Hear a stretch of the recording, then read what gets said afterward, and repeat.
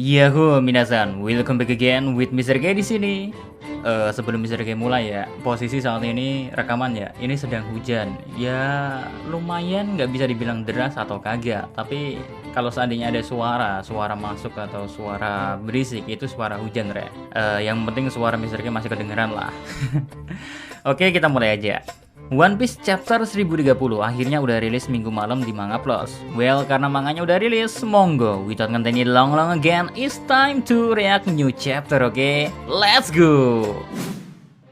Judul chapter 1030 versi resminya adalah Di dunia ini tidak ada yang abadi. Ya, setelah sebelumnya kebingungan sama arti dari versi bahasa Inggrisnya, karena seperti yang dijelasin di versi spoiler ya, judul chapter 1030 adalah penggalan dari suatu syair. Tapi ternyata judulnya udah jelas lah kali ini. Terus lanjut ke bagian cover judul yang diisi sama Brook yang sedang menunggu barisan semut yang sedang berjalan. Brook menunggu karena takut gak sengaja nginjek salah satu semutnya. Dan karena ini masih cover requestan dari seorang fans, jadi menurut Mr. K pribadi ya, harusnya gak ada clue apa-apa dari bagian covernya. Cuma yang bikin menarik adalah semutnya ngingetin Mr. K sama momen Brook menghabisi ribuan semut di movie One Piece. Well, jadi nostalgia aja nih Mr. K. And now ke menu utamanya yang dimulai dengan memperlihatkan momen lain yang terjadi di balik pertempuran di atas atap Onigashima atau juga lantai pertunjukan. Menariknya, momen yang memperlihatkan Appo dan Drake ini, di sini Appo menawarkan kerjasama atau aliansi kepada Drake. Karena menurut Appo mereka berdua gak punya alasan untuk saling bertarung lagi. Meski Appo di sini udah tahu kalau Drake kemungkinan besar adalah mata-mata dari angkatan laut, tapi selama Drake masih memiliki keinginan untuk mengalahkan Kaido itu gak masalah. Walau keduanya saling meragukan satu sama lain sih. Tapi akan lebih menguntungkan bagi mereka untuk saling bekerja sama dan memanfaatkan momen setelah perang antar pihak aliansi pembebasan Wano Kuni dengan Beast Pirates. Karena mau siapapun yang menang setelah perang ini, menurut Appo mereka bakalan bisa menang mudah melawan Kaido yang kelelahan. Selain mengajak Drake untuk bekerja sama, menariknya ya di sisi Appo sendiri sudah ada 3 numbers yang sepertinya udah mutusin buat ikut bertarung bersama Appo nantinya. Para numbers yang masing-masing memiliki nama Zanki, Fuga, dan Isobi. Ketiganya memang masih belum terlalu dijelaskan lebih lanjut, baik tentang kekuatan atau masa lalunya. Makanya menarik untuk ditunggu apa yang akan jadi keputusan Drake nantinya dan bagaimana kekuatan dari 3 numbers terkuat itu. Sama apakah bakal dijelasin asal-usul tentang numbers di saat mereka bertarung nantinya. Karena kalau kalian melihat dengan hati-hati ya, wajah numbers Zanki dan Isobi itu menyerupai wajah 2 samurai yang pernah menemani Yamato di masa lalu saat Yamato dikurung di penjara oleh ayahnya sendiri. Alias lebih tepatnya momen ketika Yamato bertemu dengan Shimotsuki Zoro. Maaf, Shimotsuki Ushimaru maksudku. Di situ kita melihat dengan jelas ada 2 samurai yang awalnya Mr. K pikir gak terlalu penting dalam cerita Wano Kuni ini. Ladalah, di chapter terbaru kok wajah numbers menyerupai wajah mereka? Ada apa ini sebenarnya? Di pikiran langsung kepikiran hal-hal nyeremin. Apakah numbers eksperimen yang dilakukan oleh pihak Kaido? Ini artinya timeline 20 tahun ini salah satu dari bawahan Kaido yang kemungkinan si Queen yang jadi alasan utama numbers itu ada. Dimana Queen sengaja mengutak-ngatik DNA manusia dengan dicampur DNA Oni ataupun DNA Ors dengan tujuan menciptakan ras iblis dan ras Ors sebanyak-banyaknya. Tentunya dengan memilih orang-orang kuat yang bisa dijadikan kelinci percobaan ya. Makanya di chapter ini Mr. K ngelihat numbers Zanki dan Isobi langsung kaget sendiri. Belum lagi numbers Fuga punya kemiripan dengan Asura Doji. Juga membuat Mr. K puyeng sendiri. Asura Doji kan masih hidup, kenapa ada numbers yang menyerupai dirinya? Ada, pengen rasanya Mr. K bahas hal ini lebih detail. Sangat pengen malah, tapi karena react gak boleh berlebihan masalah durasi. Mr. K simpen di 3N aja lah. Next, momen pun berpindah ke tangga penghubung lantai 1 dan 2 di Kastil Kaido ya, dimana di sana kelompok Usopp dan Nami bersama Tama dan para gifter yang udah dijinakin sedang mencoba turun ke lantai 1. Karena di lantai 2 udah mulai dikelilingi oleh api. Uniknya saat sudah sampai di lantai 1, mereka disambut oleh tubuh bagian bawah Kinemon. Ya, momen yang cukup nostalgia karena ngingetin kita sama arc Pang Hazard. Momen ini juga sekaligus memperlihatkan Kinemon yang terakhir terlihat mempertaruhkan nyawanya untuk menahan Kaido demi mengulur waktu agar Momonosuke bisa kabur. Ternyata Kinemon masih hidup meski sudah dipotong oleh Kaido. Beberapa orang waktu membaca ini pasti ada yang sedikit kecewa karena kalau aja Kinemon dibuat mati, semua itu terasa udah cukup sempurna. Kinemon udah berhasil ngebuktiin tekad dari seorang samurai sejati yang sudah siap mati demi mencapai tujuannya. Namun seperti biasa Oda Sensei ternyata mengecoh kita lagi guys, karena kalau kita ingat-ingat ke arc Pang Hazard, kita bakal sadar kalau Kinemon yang badannya terpisah berkat kekuatan milik Trafalgar di Waterloo, di sana tubuh dari Kinemon disatukan oleh para kru SHP bukan oleh kemampuan Law lagi.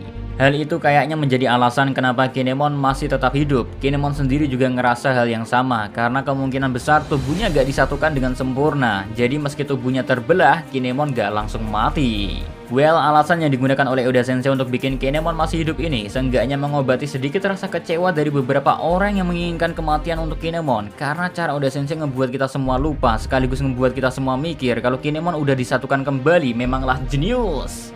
Oda Sensei berhasil mengalihkan perhatian kita ke hal yang sebenarnya udah jelas dia tunjukkan, tapi karena gak ada satu momen pun yang ngebahas lagi tentang bagaimana tubuh Kinemon setelah disatukan, makanya gak ada yang nyangka kalau Kinemon masih hidup dikarenakan sempat dipotong oleh kemampuan Law. Wow, gocekan yang sempurna oleh Oda Sensei ya. Sementara itu, tujuan dari bagian tubuh Kinemon berkeliaran di lantai 1 adalah untuk mencari pertolongan dari pihak aliansinya agar bisa membantu Kinemon untuk mencoba menolong Kiku yang sedang dalam kondisi kritis. Makanya, Kinemon yang akhirnya bertemu dengan kelompok Usopp menyadari kalau mereka adalah rekan seperjuangan setelah Nami menggambarkan lambang bulan sabit pemberontakan ke bagian kaki Kinemon.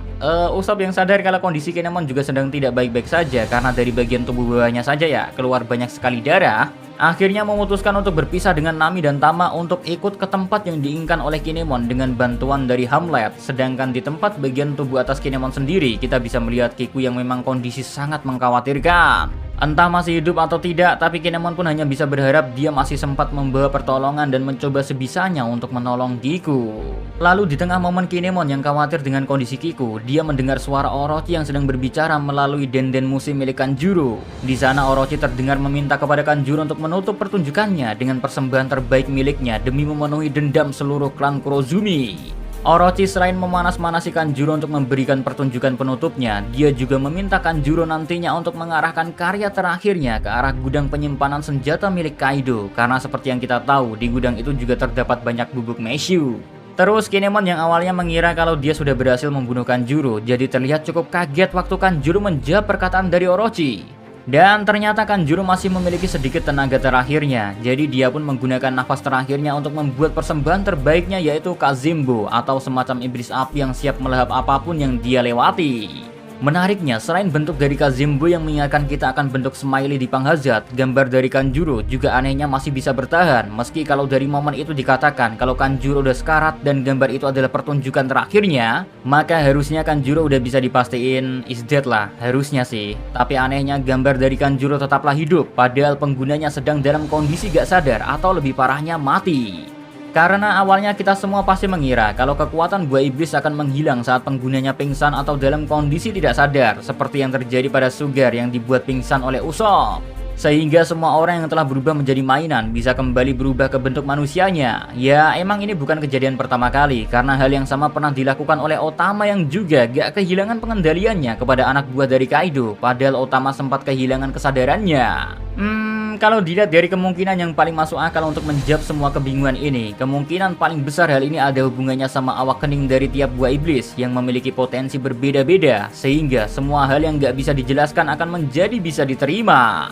Karena sifat dari awakening emang sesuatu yang udah gak bisa diterima oleh akal sehat dan gak terbatas oleh apapun, seperti yang diperlihatkan sama Law dan Kid di chapter ini ataupun oleh Doflamingo dulu ya saat di Dressrosa. Nanti Mr. K bahas di konten 3N Awakening Luffy dah.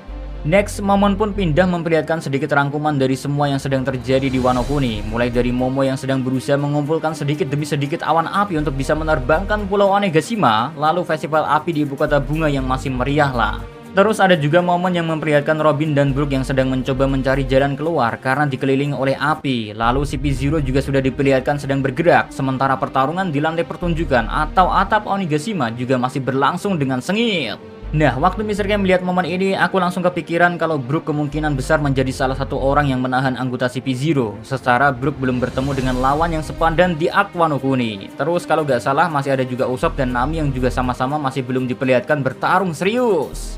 Meski Nami sempat sedikit bertarung dengan ulti, namun ulti berakhir dikalahkan oleh Big Mom kan? Well, kalau kita hubungin sama kemunculan dari Kazembo dan bergeraknya CP0 juga, harusnya masing-masing dari ketiganya ada kemungkinan menahan Kazembo atau harus menghadapi CP0 yang mencoba menangkap Robin. Next, momen pun kembali berpindah memperlihatkan Yamato yang sedang terus berlari ke arah gudang persenjataan dan di tengah-tengah perjalanannya menuju ke sana. Anehnya ya, para anak buah Kaido bisa mengenali Yamato yang sedang berada dalam wujud Zoannya. Hal ini berarti para anak buah Kaido sudah mengetahui wujud dari Zoan Yamato sejak lama, makanya mereka bisa mengetahui kalau itu adalah tuannya.